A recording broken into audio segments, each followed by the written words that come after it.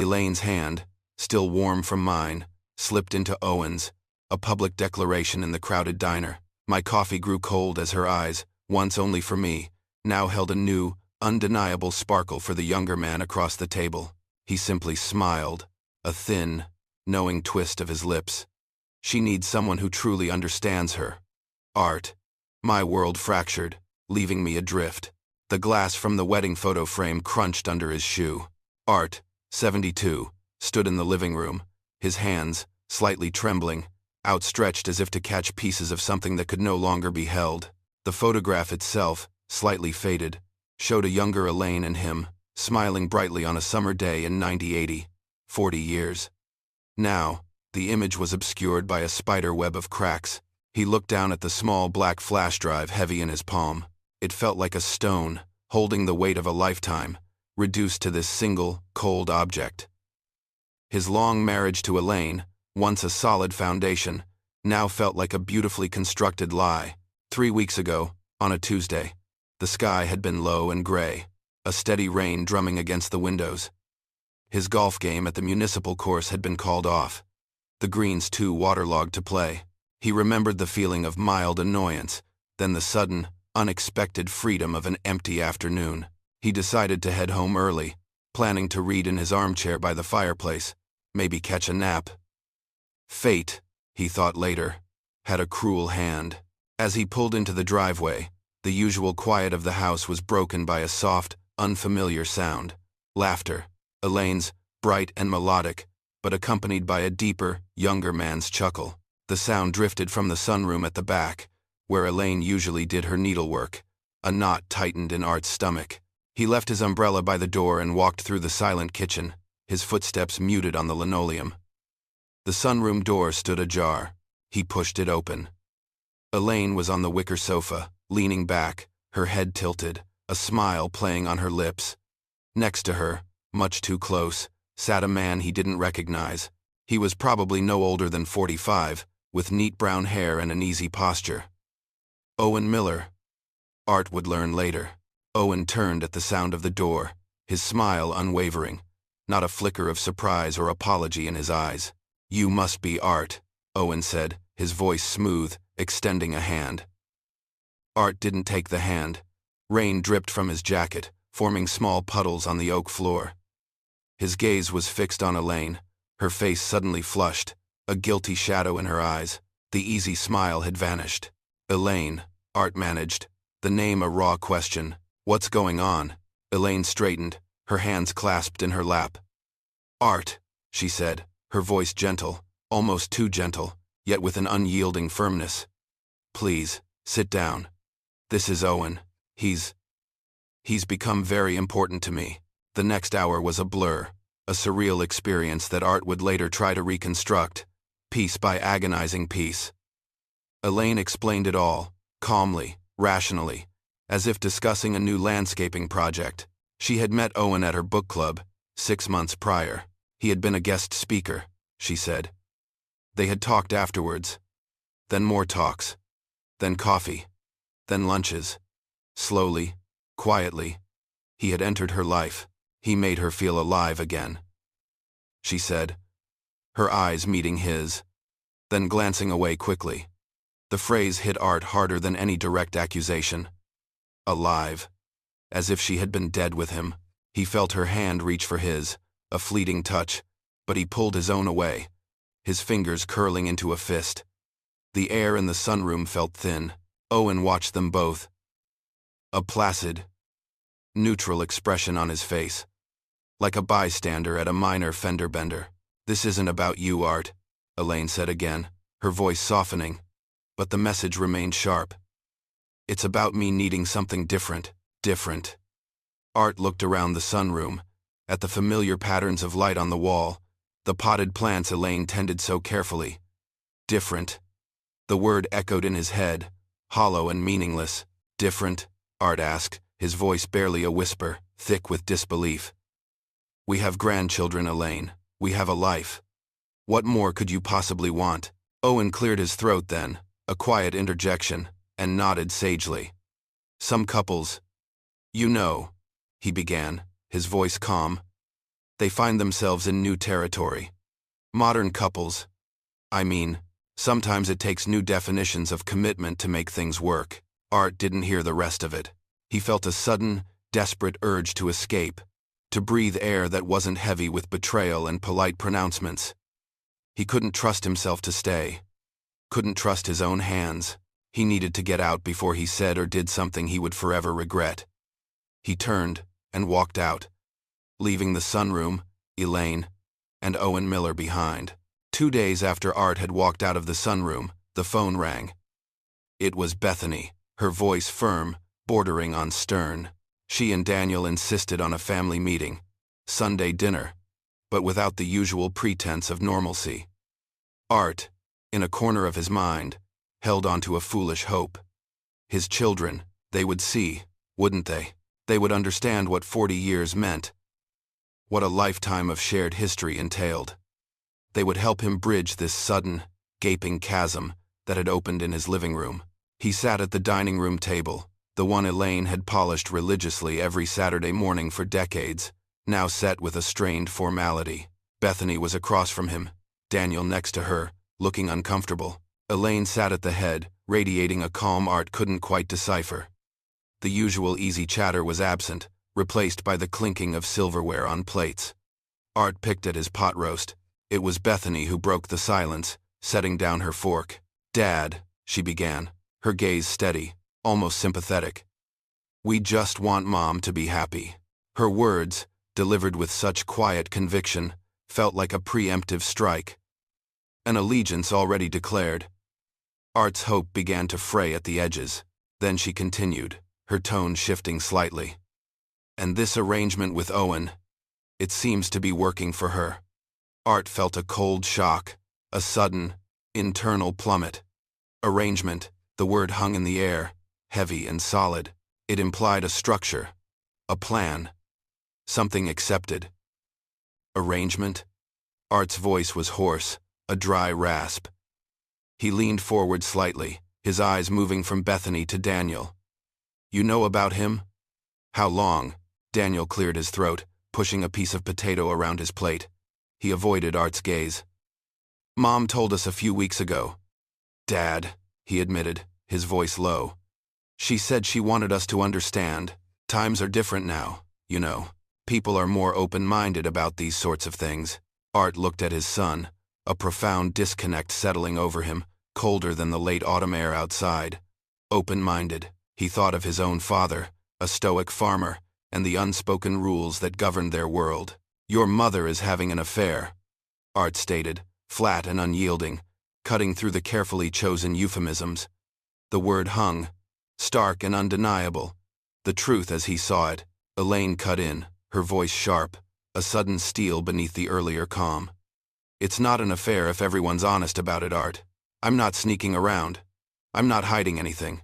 She pushed her plate away slightly, meeting his eyes with an almost defiant honesty. "I'm trying to be truthful about what I need. Truthful.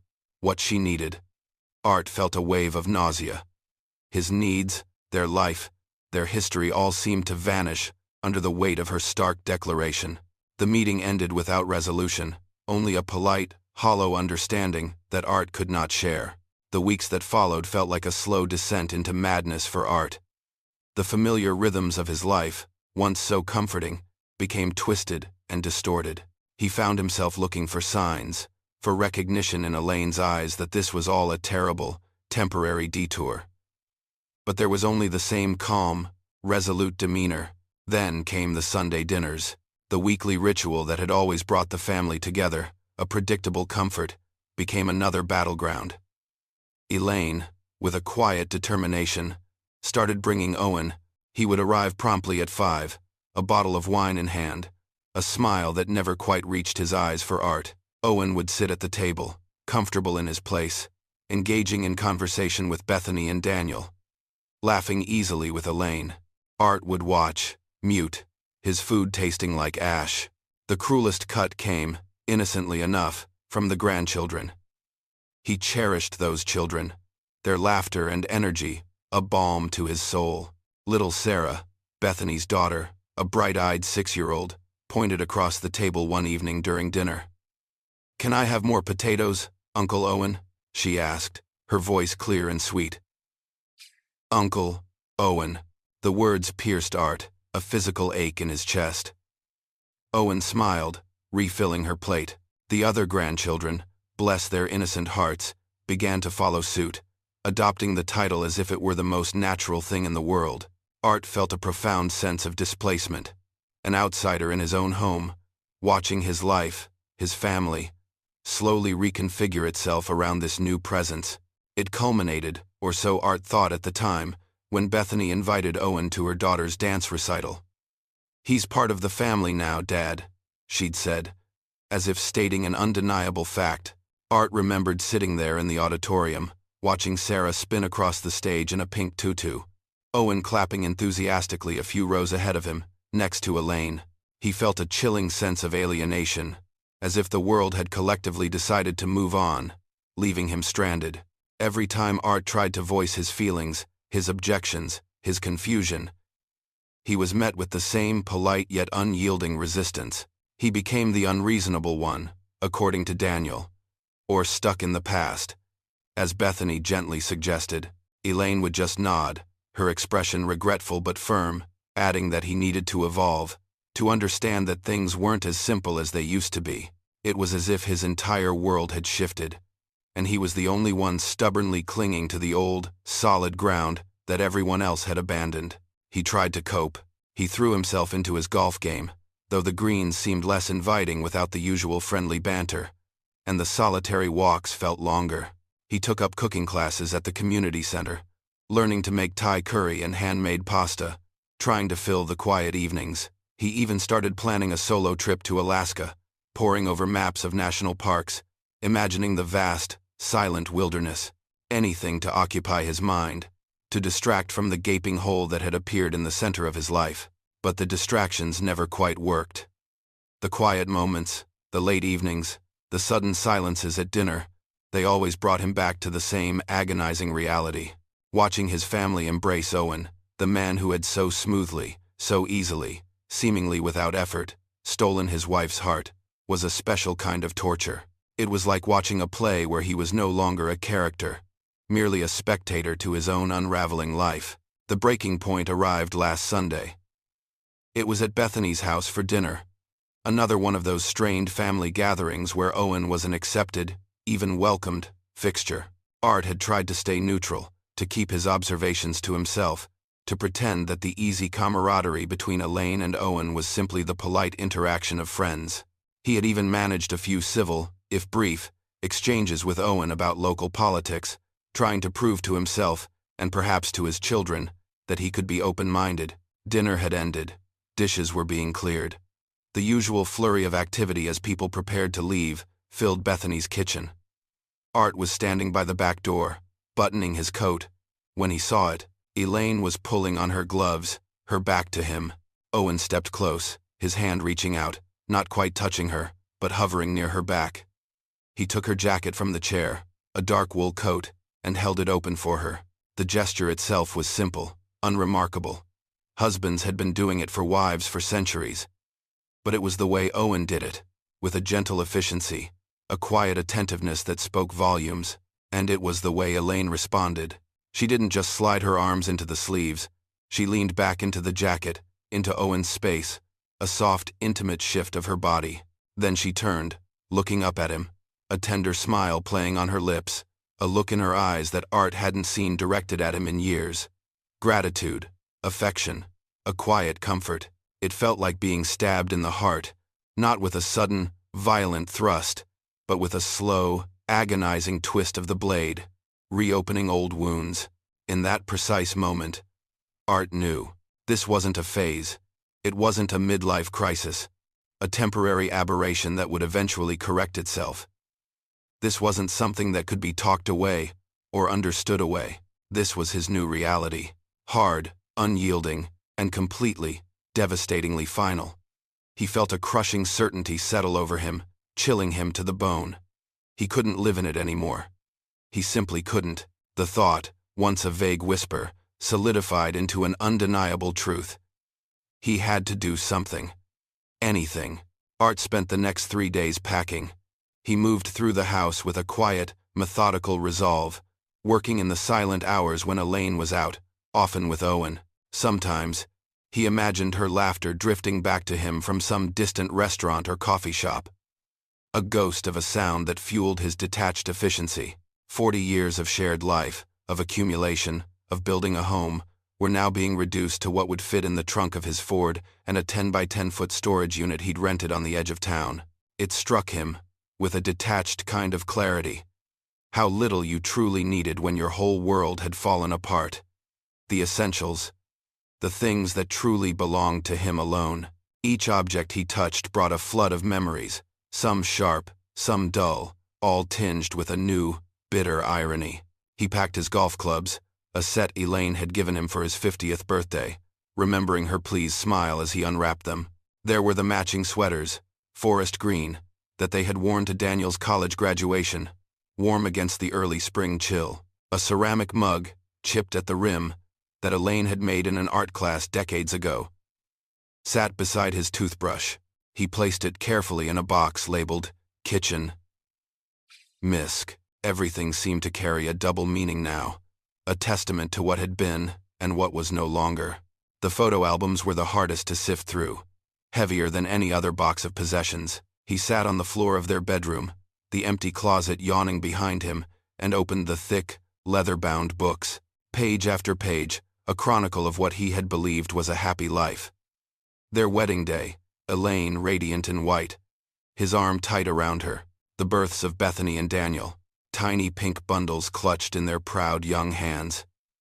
Vacations to the Badlands, to Florida, to the little cabin up north, Christmas mornings, birthdays, anniversaries, faces smiling back at him from sun-drenched beaches and snow-covered yards. He found himself staring at the snapshots, a hollow ache in his chest. Was she already unhappy in those moments? He pictured Elaine smiling broadly on a sailboat in the Caribbean, her hair wind-tossed, and wondered if even then, 20 years ago, she was dreaming of someone else, of something different. The thought was unbearable, twisting the past into a cruel deception. He touched the glossy surface of a picture, from their 25th anniversary party. Elaine's arm linked through his, her eyes sparkling. "What did I miss?" he whispered to the smiling face, the question echoing in the quiet room, unanswered. What did I not see? The house, once a sanctuary, now felt like a museum of broken promises. Every room echoed with phantom conversations, half-forgotten plans, a shared future that had once seemed as solid as the oak floors beneath his feet. He walked through the living room, remembering the evenings they had spent curled on the sofa, reading, talking, sometimes just being quiet together.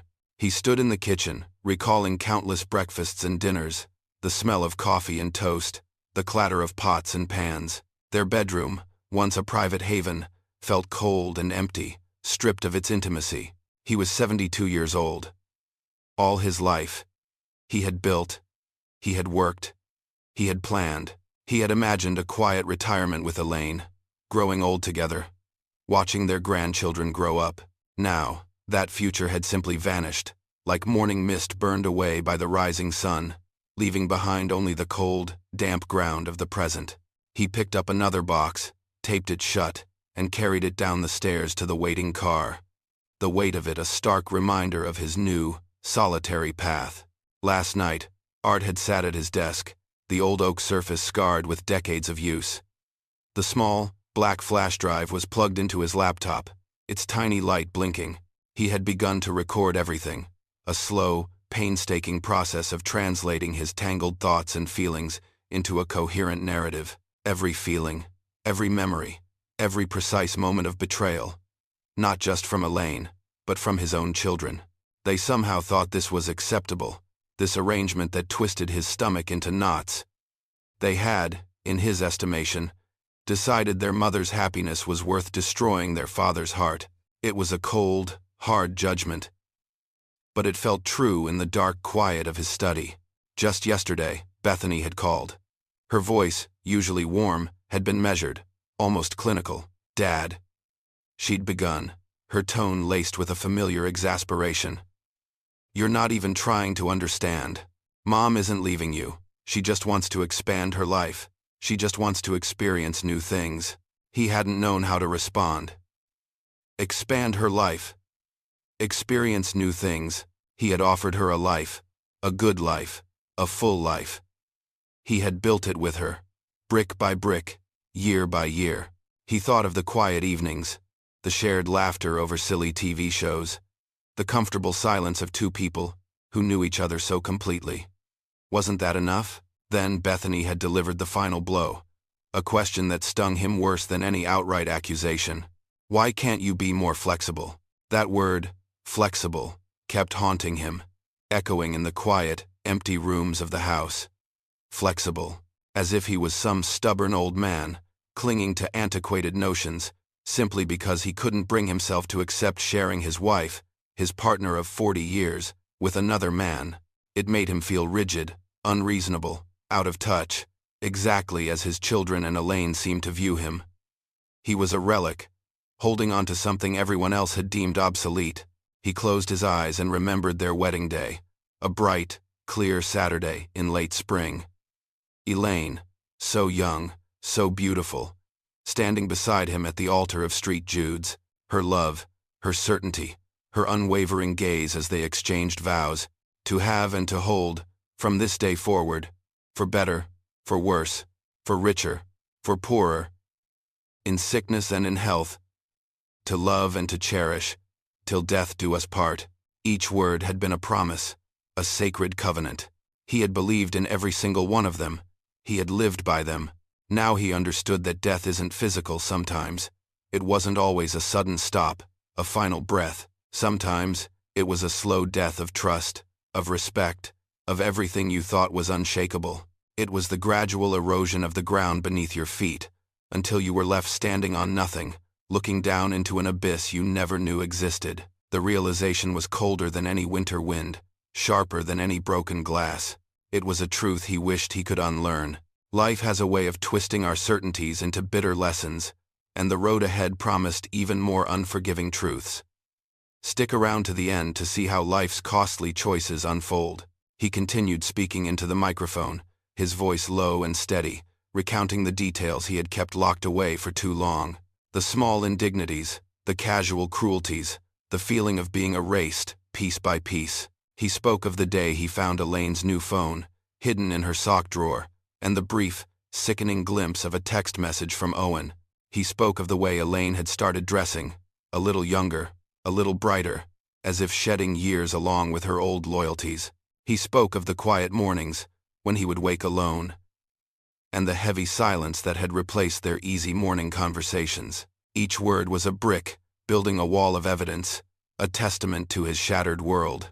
Last week, Daniel had tried to reason with Art. They were in Art's study. Daniel perched on the edge of the leather armchair, trying to keep his voice calm, rational. He was using the same soft, persuasive tone he used with clients at the bank. "Dad, you're still Mom's primary partner," he'd begun, as if stating an undeniable fact. Owen just adds something different to her life, a different dimension, you know. He even compared it to having different friends for different activities, as if a romantic, intimate relationship could be compartmentalized like a golf buddy or a poker group. Art looked at his son, this man he had raised, a man he suddenly didn't recognize. Daniel's face was earnest, almost pleading, but his eyes held a detachment that chilled Art to the bone. The gap between them, Art realized, was not just generational. It was a chasm of understanding. Would you be saying this if it was your wife bringing home another man? Art challenged him, the question direct, sharp. He watched Daniel's face, hoping to see some flicker of recognition, some sliver of the old Daniel, who understood right from wrong, loyalty from deceit. Daniel had the grace to look uncomfortable. He shifted in his seat, his gaze dropping to the floor. The composure faltered. Just for a moment. "That's different, Dad," he mumbled, his voice softer now, less certain. "We're a younger generation. Times are. They're just different. Love is love. Right?" Art scoffed, a dry, bitter sound. "Love is love," he repeated, the words tasting like ash in his mouth. "Betrayal is betrayal, Daniel. Age doesn't change that. 50 years ago, 100 years ago, it was still betrayal. It's still a broken promise. He leaned forward, his hands gripping the arms of his chair. You think this is progress? You think this is some kind of enlightenment? Daniel didn't answer. He just sat there, looking uncomfortable, looking away. It was then that Art fully understood. The worst part, he realized, wasn't even the betrayal itself. That was a gut punch, a wound that festered. No. The worst part was the loneliness of being the only one who saw it as betrayal. Everyone else, it seemed, had either accepted it, embraced it, or simply redefined it out of existence. His own family had, in his eyes, rewritten the rules of morality. The vows he had taken, the expectations he had lived by, the very bedrock of his understanding of marriage and fidelity, had been casually discarded. And somehow, in this strange new world, he was the villain. He was the one who was wrong. He was the one for not getting with the program, for not understanding the nuances of modern love. He was the problem for wanting his wife to remain his wife. The silence that followed Daniel's visit was heavier than usual. Art walked through the house, past the photographs, past the furniture they had picked out together, and felt a profound sense of isolation. It was as if he was speaking a different language, a language of commitment and loyalty that no one else understood anymore. He remembered Elaine's calm pronouncements about needing something different, Daniel's attempts to intellectualize it, Bethany's plea for her mother's happiness. All of it layered over the raw, undeniable fact that his wife had chosen another man. He stood by the window, watching the leaves fall from the old maple tree in the front yard. Each leaf, a small, quiet ending. He felt like one of those leaves, detached, falling, without a branch to hold him steady. The feeling of being misunderstood, of being judged as unreasonable for simply holding on to what he believed was right, was a heavier burden than the pain of the actual betrayal. It was an insidious kind of torture, making him doubt his own sanity, his own moral compass. But no, he thought, staring out at the gray sky. Betrayal was betrayal, and he wouldn't pretend otherwise. Elaine found Art packing this morning. He was in their bedroom, the room they'd shared for 4 decades, carefully folding a stack of shirts into a cardboard box. The closet door was ajar, revealing empty hangers where her clothes used to hang alongside his. She stood in the doorway, her presence a quiet intrusion into the methodical work he was doing. Her voice, when it came, was soft, almost a whisper, as if she were afraid to break the fragile silence. "You don't have to do this, Art," she said. "We can work something out." Art didn't look up. He continued to fold a blue chambray shirt, smoothing out the wrinkles with deliberate precision. He couldn't trust himself to meet her gaze, couldn't trust what he might see there, or what he might say. His hands, though, trembled slightly as he placed the shirt in the box. "Work what out, Elaine?" Art's voice was strained, hoarse with the effort of keeping it level.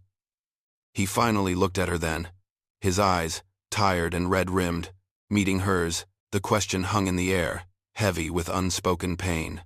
How to schedule your time between your husband and your boyfriend. How to divide holidays. How to pretend this isn't killing me. The words came out sharper than he intended, but he couldn't stop them. The bitterness had been brewing for too long. Elaine flinched, her face paling slightly. She took a step into the room, then stopped, as if held back by an invisible barrier. "I never meant to hurt you," she whispered, her voice tinged with something that sounded like genuine remorse. Art let out a harsh, surprised laugh, a sound devoid of any humor, a raw burst of pain. "That's the problem, isn't it?" he stated, the words flat and cold. "You didn't mean to hurt me, but you did it anyway." He gestured around the emptying room, at the boxes, at the life he was dismantling. "And you keep doing it every day. With our children's blessing." The last part was delivered with a particular venom, a reminder of the shared betrayal. Elaine's remorse, if it had been there, hardened into defensiveness. She crossed her arms, her chin lifting slightly. "They just want my happiness, Art," she stated, her voice flat, the familiar refrain. "They see that I'm happy now, that I'm fulfilled." Art stared at her, the word hanging between them, a barbed hook. He thought of all the years, All the moments, all the sacrifices, had none of that fulfilled her? Had he been so utterly blind? The quiet dignity he had tried to maintain earlier in the morning dissolved. A sudden surge of anger, cold and precise, took hold. "And what about my happiness, Elaine?" he asked, his voice rising a fraction, though still carefully controlled. "Does that not count for anything? Or is that just collateral damage in your pursuit of fulfillment?" He watched her, waiting for an answer. A flicker of doubt, a sign that she understood the depth of the chasm she had opened, but she remained impassive, her gaze steady, almost regretful, but unwavering. She offered no reply, no comfort. He turned back to the box, picking up a framed photograph from his nightstand. It was a picture of him and Elaine from their first few years of marriage, their faces young, full of hope, unaware of the quiet destruction that lay decades ahead. He packed it carefully, face down, into the box. He realized then that there was no working anything out. There was only moving on, alone, into a future he had never envisioned. The room, once a sanctuary of shared life, was now just a space he was emptying. Art finally turned to look at her, his gaze unwavering. Elaine stood there, her hands clasped in front of her, her face a mixture of sorrow and a faint, lingering defiance. The quiet tension in the room crackled. Art's voice was low, almost a whisper, but it carried an undeniable weight, a quiet challenge that filled the emptied space.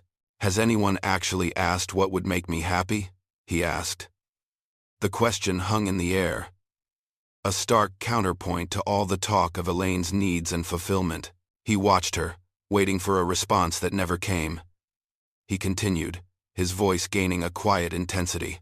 "Has anyone considered that watching my wife fall in love with another man might not be my idea of a modern, evolved relationship?" Elaine started crying then. Silent tears, familiar paths on her cheeks, tracing streaks down her pale skin. There was a time, not so long ago, when those tears would have broken his heart, twisted his stomach with a need to comfort her, to fix whatever pain she felt. But now, looking at her, watching the tears fall, he just felt tired. So tired. A profound weariness had settled over him, deeper than any physical exhaustion. The tears felt like another manipulation, another plea for his understanding, for his sacrifice. But he had nothing left to give. He reached into his pocket and pulled out the small, black flash drive. With deliberate, measured movements, he walked over to the dresser, now mostly cleared of their shared possessions. He placed the flash drive carefully on the polished wood surface, right next to his wedding ring, which he had removed that morning, leaving a faint pale band on his finger. It was a deliberate, final act. "I'm leaving this flash drive," he stated, his voice calm and steady, devoid of emotion. "Everything I need to say is on it. For you, for the kids, for anyone who wants to understand why I couldn't stay." He paused, his gaze sweeping over the room, the four walls that had held their entire life. Why I couldn't stay and watch my family embrace this perversion of everything we built together.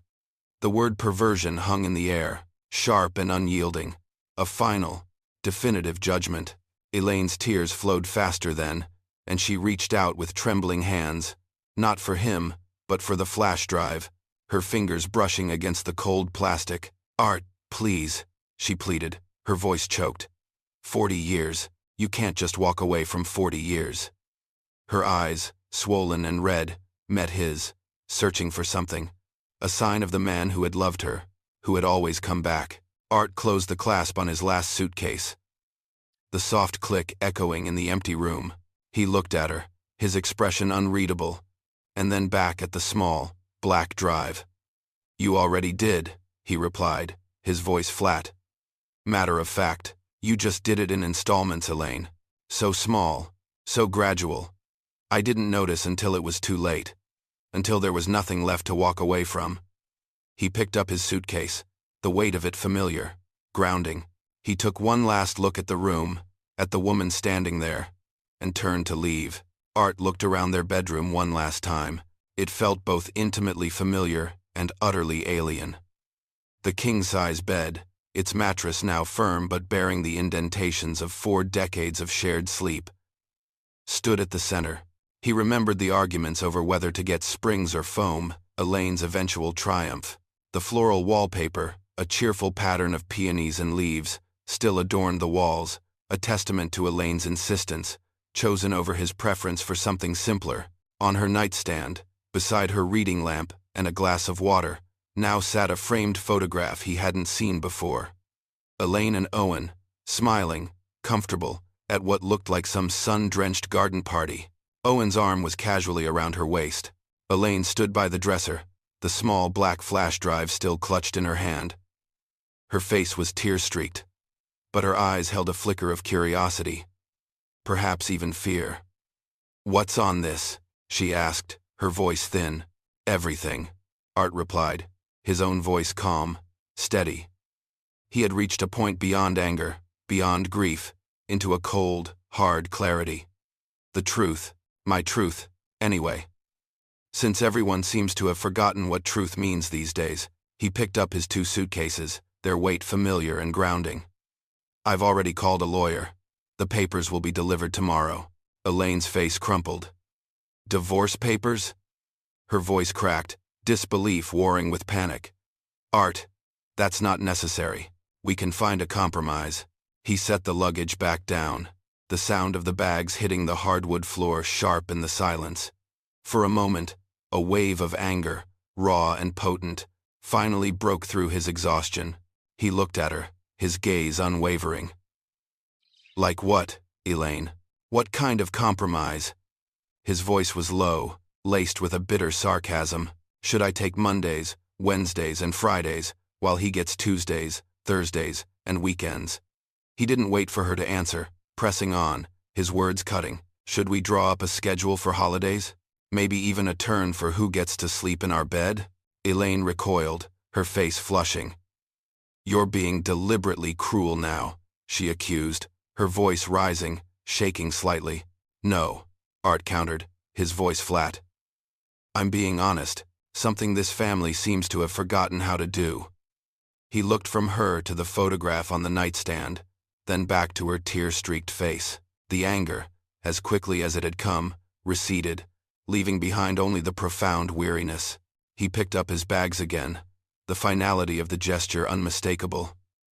"You all keep talking about honesty, about being open and modern. Well, here's my honesty. I can't do this. I won't do this." He turned, his back to her, and walked out of the bedroom for the last time. As Art walked down the stairs, the banister felt smooth beneath his palm. Memories, unbidden, flooded back. Daniel, a toddler, taking his first wobbly steps across the living room carpet, his arms outstretched for Art. Bethany, a mischievous girl of 7, sliding down these very rails, her laughter echoing. He paused at the front door, feeling the familiar chill of autumn seep through the old wood. He opened it, stepping out into the crisp air, leaving the house, and 40 years of his life, behind him. The porch light, which Elaine always left on, cast a long, lonely shadow ahead of him.